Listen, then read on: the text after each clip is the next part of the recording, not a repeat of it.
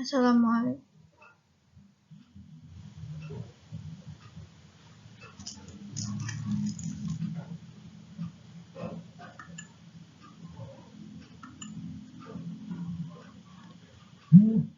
Assalamualaikum warahmatullahi wabarakatuh. Shalom, Om Swastiastu, Namo Buddhaya, salam kebajikan, salam sejahtera untuk kita semua. Pertama-tama, marilah kita panjatkan puji dan syukur kehadirat Tuhan Yang Maha Esa yang telah melimpahkan rahmat dan karunia-Nya kepada kita semua. Yang terhormat, Ibu Apoteker Lina Aliani M.Pharm, selaku dosen pengampu mata kuliah Pharmaceutical Care. Sebelumnya saya izin memperkenalkan diri. Perkenalkan, nama saya Devita Nur Apni. Saya dari kelas Farmasi 21A. Di sini saya bertujuan untuk membuat video penjelasan atau review jurnal untuk memenuhi tugas ujian tengah semester. Nah, judul dari jurnal yang akan saya review ini adalah Kualitas Hidup Pasien Gagal Ginjal Kronik Hemodialisa di Kota Bandung.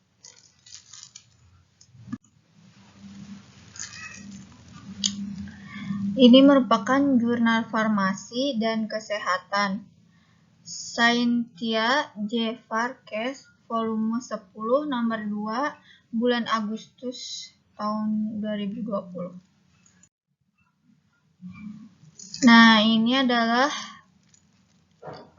gambar dari jurnal yang saya akan review. Penulisnya ada Oscar Karayadi, Robi Ramdhani, dan Ambar Sundari. Bagian yang saya akan review yaitu ada abstrak, kemudian pendahuluan, metode penelitiannya seperti apa, kemudian hasil dan diskusinya seperti apa, dan apa saja yang akan dibahas. Kemudian ada kesimpulan dari jurnal yang akan saya review. Kemudian yang terakhir ada daftar pustaka.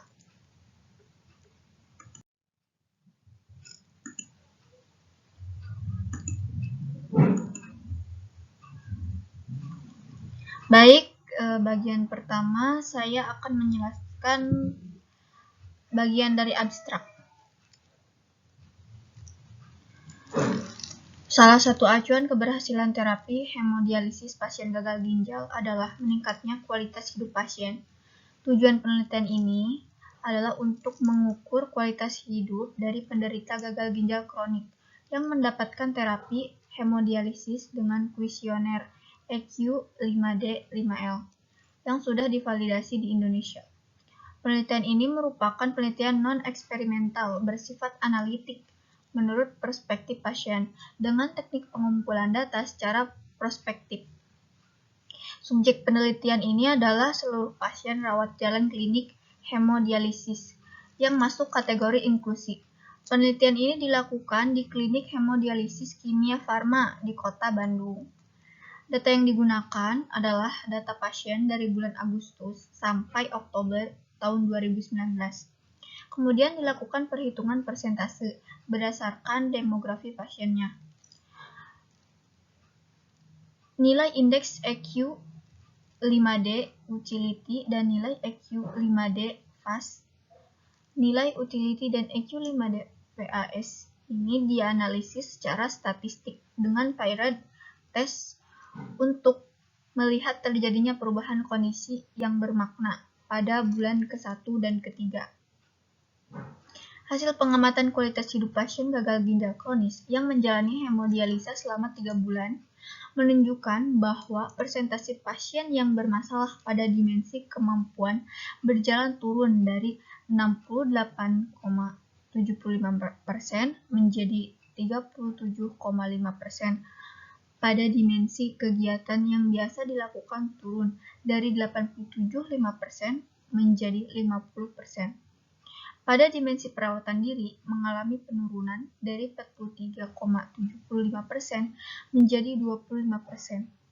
Sedangkan pada dimensi rasa nyeri dan rasa cemas masing-masing naik dari 75,40% menjadi 83%. Berdasarkan hasil uji statistik, kualitas hidup pasien pada bulan ketiga mengalami peningkatan. Ini ditunjukkan dengan nilai utility dan EQ5D VAS yang mengalami peningkatan dan menunjukkan peningkatan bermakna. Nilai T hitung masing-masing minus 3,41 dan minus 1,68. Kata kuncinya ada gagal ginjal kronik, kualitas hidup, kualitas hemodialisis EQ5D.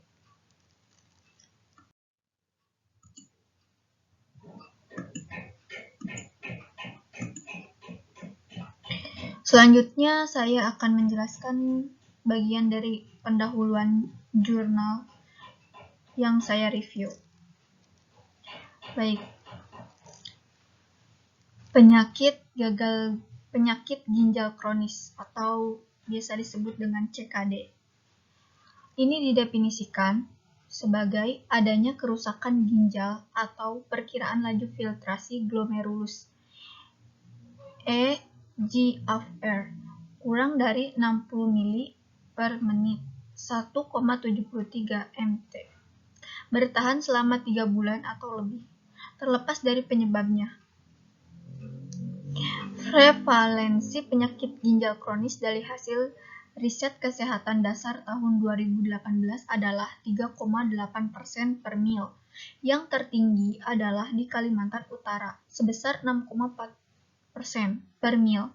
Jika dibandingkan dengan Riskesdas 2013 dengan Riskesdas 2018, prevalensi penyakit gagal ginjal kronis di Indonesia meningkat dari 2% menjadi 3,8%. Kualitas hidup menurun di semua tahap penyakit ginjal. Kualitas hidup menurun di semua tahap penyakit ginjal. Saat ini hemodialisis atau biasa disebut dengan HD masih menjadi pilihan utama untuk terapi pengganti ginjal dibanding continuous ambulatory peritoneal dialisis atau CAPD dan transplantasi ginjal. Hemodialisis sebagai terapi pengganti ginjal dinilai dapat memperpanjang hidup. Namun demikian, HD berpotensi menurunkan kualitas hidup penderitanya dan meningkatkan angka mortalitas 7 kali lipat bila dibandingkan populasi umum. Sehingga diperlukan penelitian terhadap kualitas hidup pada pasien gagal ginjal kronik yang mendapatkan terapi hemodialisa. Penelitian kualitas hidup pasien gagal ginjal kronik di Indonesia masih jarang dan belum ada yang dilakukan di klinik hemodialisis di luar rumah sakit.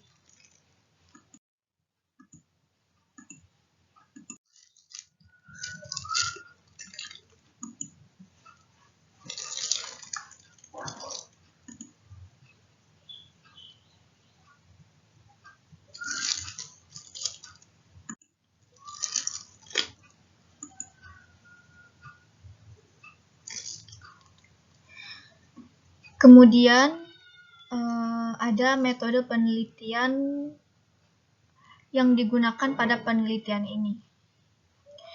Penelitian ini merupakan non-eksperimental bersifat analitik menurut perspektif pasien dengan teknik pengumpulan data secara prospektif. Dengan melakukan observasi lapangan untuk memperoleh data kualitas hidup pasien. Penelitian ini dilakukan di Klinik Hemodialisa Kimia Farma, Bandung. Data yang digunakan adalah data pasien pada periode 1 Agustus sampai 31 Oktober tahun 2019. Subjek penelitian adalah pasien gagal ginjal kronis yang mendapatkan perawatan hemodialisa di Klinik Hemodialisa Kimia Farma, Bandung. Pasien yang dilibatkan adalah yang memenuhi kriteria inklusi. Kriteria inklusi meliputi seluruh pasien dengan diagnosis utama gagal ginjal kronis yang mendapatkan perawatan hemodialisa pada bulan Agustus tahun 2019 dan bulan Oktober 2019. di klinik hemodialisa kimia farma. Kriteria eksklusi meliputi dengan diagnosis utamanya gagal ginjal kronis yang tidak mendapatkan perawatan hemodialisa dan pasien penderita penyakit selain gagal ginjal kronis. Didapatkan 16 pasien yang memenuhi kriteria inklusi. Data kualitas hidup diperoleh dengan metode wawancara terhadap pasien yang ditemui ketika kontrol di klinik hemodialisa kimia farma Bandung. Kualitas hidup pasien diukur dengan menggunakan kuesioner EQ 5D5L versi bahasa Indonesianya. Pasien yang telah menyatakan bersedia untuk ikut sebagai responden penelitian selanjutnya diberikan penjelasan mengenai cara pengisian kuesionernya seperti apa. Kemudian, pengukuran kualitas hidup dilakukan oleh satu orang peneliti.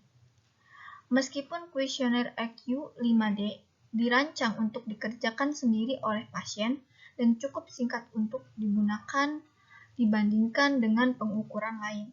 Namun, jika tingkat pendidikan pasien cukup rendah atau kondisi pasien tidak memungkinkan untuk mengerjakannya sendiri, maka pengerjaan kuesioner ini dilakukan dengan pendampingan secara khusus.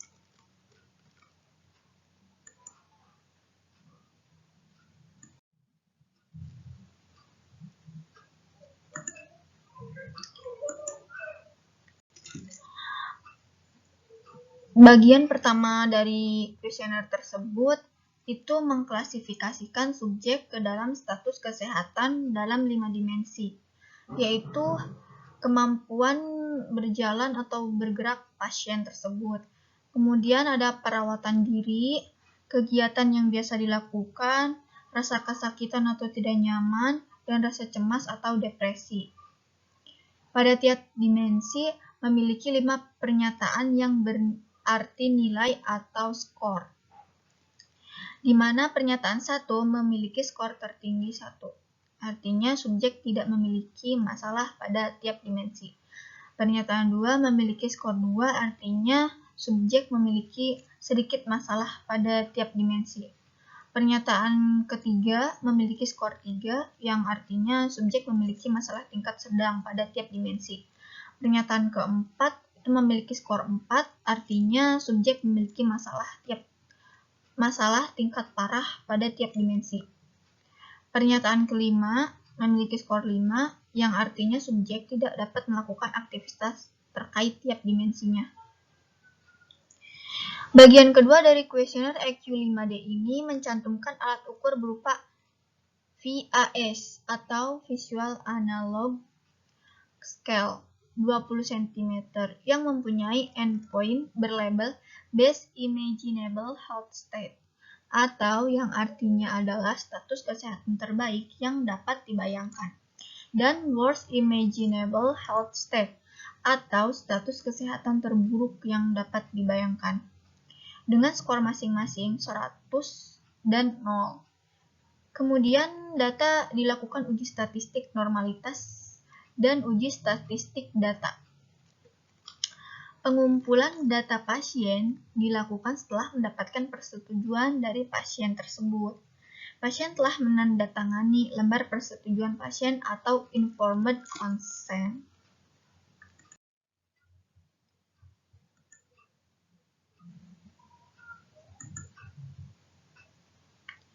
Nah, ini bagian dari hasil penelitiannya. Hasil penelitian. Pada penelitian ini terdapat 16% yang memenuhi kriteria inklusi, yang terdiri dari 10 laki-laki 63% dan 6 perempuan 37%. Kategori usia pasien sebagian besar dalam kelompok 60 sampai 70 tahun. Sebagian besar status kerja pasien adalah ibu rumah tangga 38%. Mayoritas pasien 8 orang 50%. Lulusan sekolah dasar. Sekolah menengah pertama itu 5 orang sebanyak 31%. Kemudian ada sekolah menengah atas ada 3 orang 19%, dan 2 orang 13% itu lulusan universitas. Karakteristik sosial demografis dari peserta penelitian ditunjukkan pada tabel 1 ini.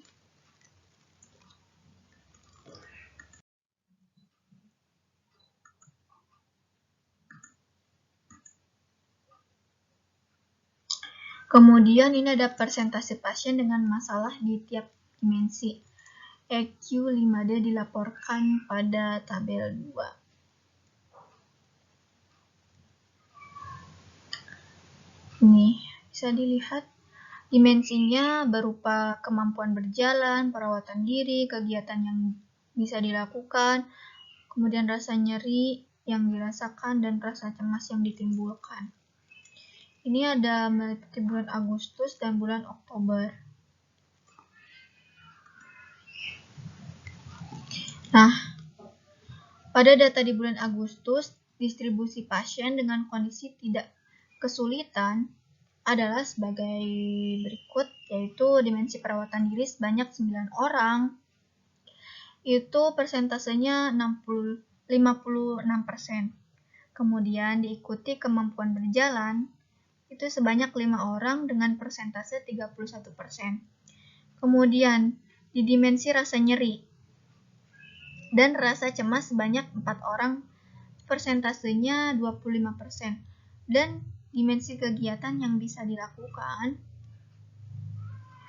itu sebanyak 2 orang, persentasenya 13%. Dan ini merupakan tingkatan-tingkatan dari kondisi yang dirasakan. Ini meliputi kondisi tidak kesulitan, ini merupakan kondisi sedikit kesulitan, dan ini lain sebagainya.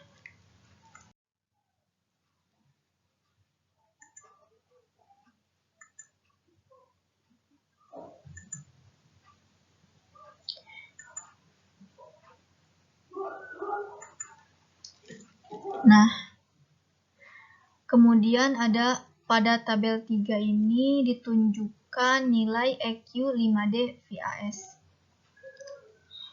Di mana nilai EQ 5D VAS di bulan Agustus 2019 ini dan Oktober 2019 ini, di bulan Agustus rata-ratanya adalah 64,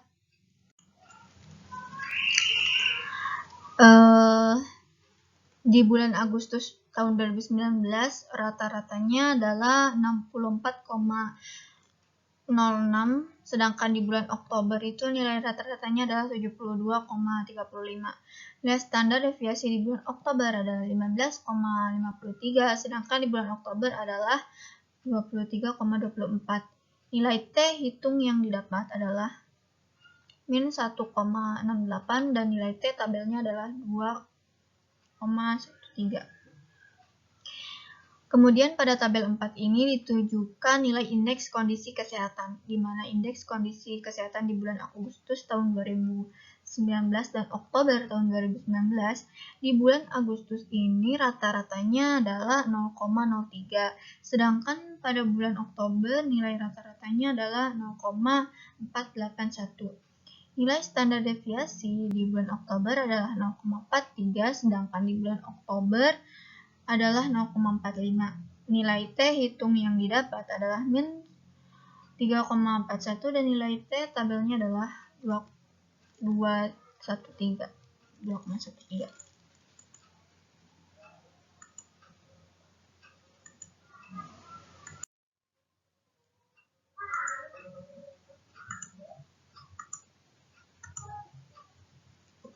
Kemudian masuk ke pembahasannya. Pada pembahasan ini itu dibahas mengenai demografi pasien yang dilibatkan dalam penelitian ini. Menunjukkan pasien laki-laki lebih banyak, yaitu 10 orang, persentasenya 63%, sedangkan perempuan 6 orang, 37%. Perbedaan jenis kelamin dapat menyebabkan perbedaan pola hidup. Pola hidup seperti merokok, mengkonsumsi alkohol yang merupakan faktor risiko terjadinya penyakit ginjal yang ditemukan lebih banyak pada laki-laki dibandingkan perempuan. Rentang umur pasien penderita gagal ginjal kronik paling banyak pada rentang usia 60 tahun sampai 70 tahun, yaitu berjumlah 18 orang, sebanyak 50%. Karena usia lebih dari 40 tahun itu rentan terjadi penurunan kebersihan kreatinin 0,75 mili per menit per tahun. Seiring meningkatnya tingkat pendidikan, jumlah peserta menurun. Hal ini sesuai dengan penelitian ini, karena sebagian besar adalah lulusan SD 50% dan yang paling sedikit adalah lulusan perguruan tinggi 13%. Hasil pengamatan kualitas hidup pada pasien gagal ginjal kronis yang menjalani hemodialisa selama 3 bulan menunjukkan bahwa persentase pasien yang bermasalah pada dimensi kemampuan berjalan mengalami penurunan dari 68,75% menjadi 37,5%. Hal ini sesuai dengan mengaitkan dengan lama menjalani hemodialisis dan mendapati pasien yang menjalani hemodialisis lebih dari 8 bulan memiliki domain kesehatan fisik lebih tinggi dibandingkan yang menjalani hemodialisis kurang dari 8 bulan.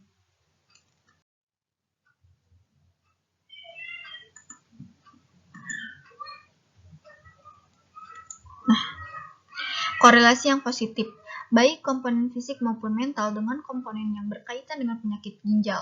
Pada dimensi kegiatan yang biasa dilakukan, persentase pasien yang bermasalah mengalami penurunan dari 87,5% menjadi 50%.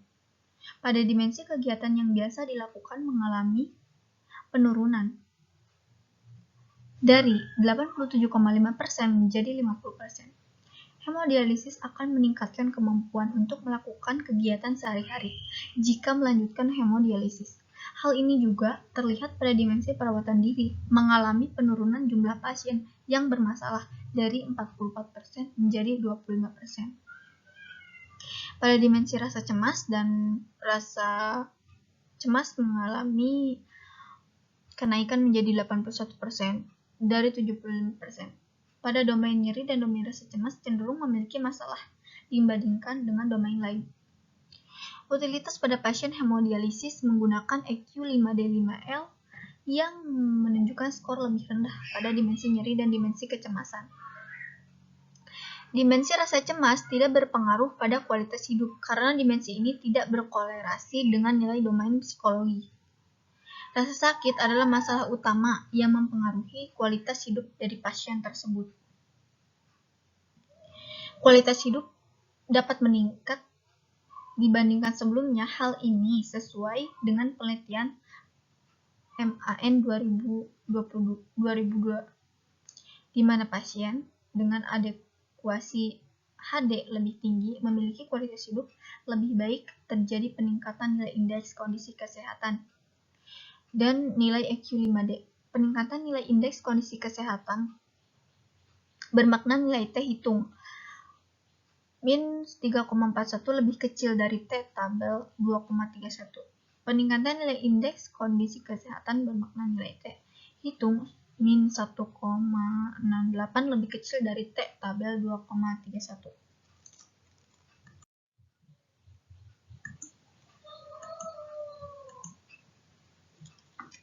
Nah, dari penjelasan yang saya sudah jelaskan sebelumnya, itu dapat disimpulkan bahwa hasil pengamatan kualitas hidup pada pasien gagal ginjal kronis yang menjalani hemodialisa selama 3 bulan menunjukkan bahwa persentase pasien yang bermasalah pada kemampuan berjalan, dimensi kegiatan yang biasa dilakukan, dan dimensi perawatan diri mengalami penurunan. Sedangkan pada dimensi rasa nyeri dan rasa cemas mengalami kenaikan. Studi ini memberikan gambaran untuk berbagai keadaan kesehatan pada pasien dengan dimensi yang terkait dengan kualitas hidup, sehingga intervensi dapat dikembangkan oleh tenaga profesional kesehatan untuk meningkatkan kualitas hidup pasien ginjal stadium akhir.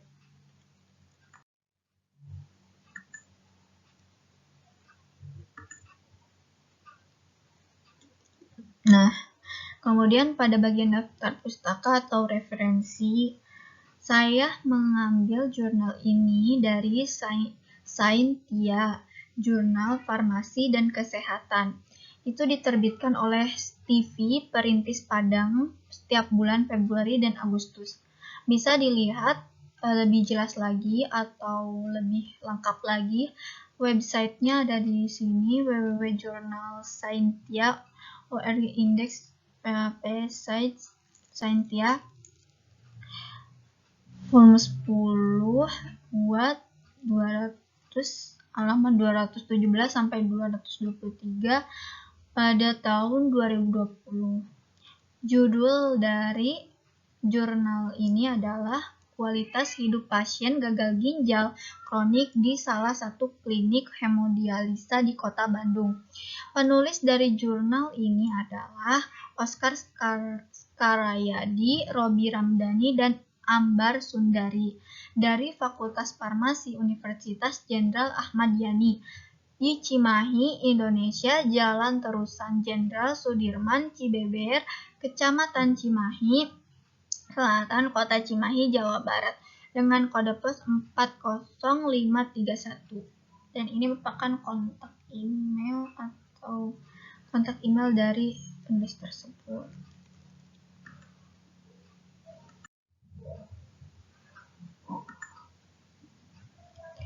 Nah,